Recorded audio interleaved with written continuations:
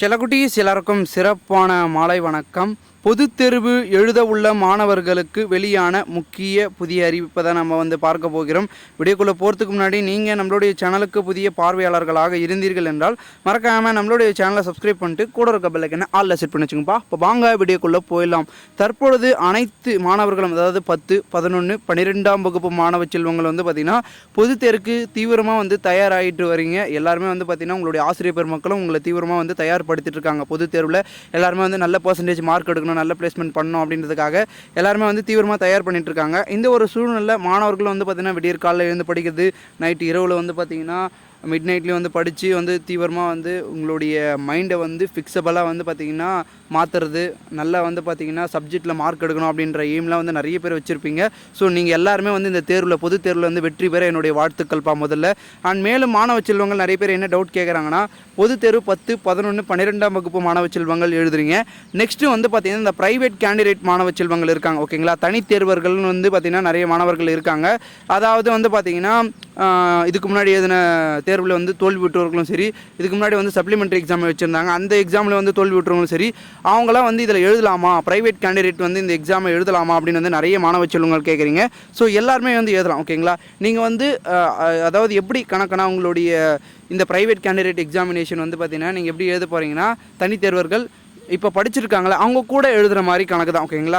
அதனால் நீங்கள் நிறைய பேர் அகாடமிக்கு போய் படிப்பீங்க, வீட்டிலேருந்தே படிப்பீங்க. ஸோ மாணவ செல்வங்கள் 10, 11, 12ஆம் வகுப்பு மாணவ செல்வங்கள் எப்படி படித்து தயாராங்களோ அது மாதிரி நீங்களும் தீவிரமாக தயாராகிடுங்க. இந்த தேர்வில் நீங்களும் வெற்றி பெறுவீங்க. அதற்கும் என்னுடைய வாழ்த்துக்கள்.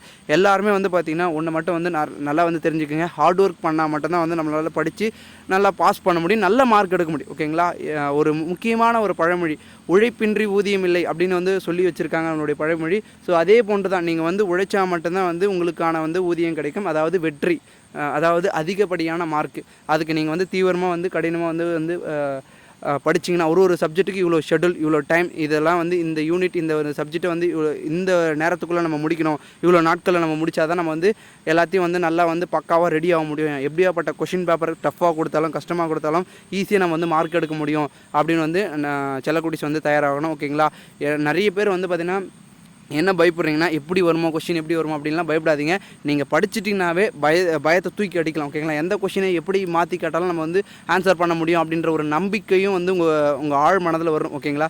தம்முடைய நம்பிக்கை மட்டும்தான் நம்மளை வெற்றி பெற செய்யும். ஸோ செல்லக்குட்டீஸ் எல்லாருமே பார்த்திங்கன்னா நல்லா ஹார்ட் ஒர்க் பண்ணி படிங்க. பப்ளிக் எக்ஸாமில் எல்லாருமே பார்த்திங்கன்னா மார்க் எடுப்பீங்க, கண்டிப்பாக பார்த்திங்கன்னா பண்ணுங்கள். அண்ட் செல்லக்குட்டீஸுக்கு முக்கியமாக இந்த ப்ரைவேட் கேண்டிடேட் தனித்தேர்வுகள் தான் கேட்டிருந்தாங்க. ஸோ அவங்களுக்காகவே இந்த வீடியோ ரெடி பண்ணியிருக்கோம். இன்னும் அடுத்தடுத்து பார்த்திங்கன்னா பப்ளிக் எக்ஸாமினேஷனை பற்றி நிறைய அப்டேட்டை நம்ம கொடுக்க போகிறோம். ஏன்னா பார்த்திங்கன்னா எக்ஸாம்ன்றது இன்னும் இப்போ பாருங்கள், ஜனவரி இப்போ தான் ஆரம்பித்த மாதிரி இருந்துச்சு, புத்தாண்டு வந்துச்சு. இது பார்த்திங்கன்னா இந்த மாதமே முடிய போகுது.